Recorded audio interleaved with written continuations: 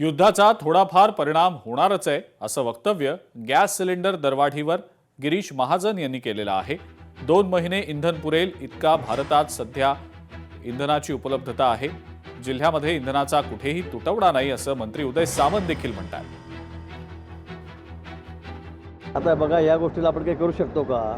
आता उद्या सोनं वाढलं तर सोनं वाढलं, पेट्रोल वाढलं तर पेट्रोल। आता परिस्थिती जगामध्ये काय आहे?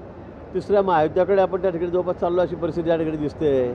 सगळं युद्ध पेटलेलं आहे आखाती देशांमध्ये आणि त्यामुळे मग ट्रान्सपोर्टेशनवर किती आता ताण पडत चाललेला आहे, बंद होत चाललेलं आहे। तेलसाठी, क्रूड तेलसाठी पण आता पुढे भविष्यामध्ये अजून काय होईल सांगता येत नाही।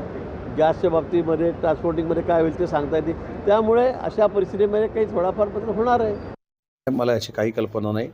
असं जर असेल तर कमर्शियल गॅस का दिला जात नाही याचा नक्की मी आढावा घेईन। परंतु कमर्शियल गॅस द्यायचा नाही, कोणीतरी आज दिलं की जो आखाती देशामध्ये युद्ध चालू झालेलं आहे त्याच्यामुळे इथलं इंधन संपलेलं आहे। कुठे इंधन काही संपलेलं नाही।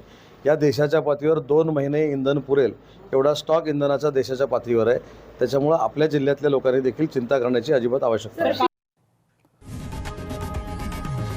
लोकशाही मराठी ऐका, पहा, जागरूक रहा।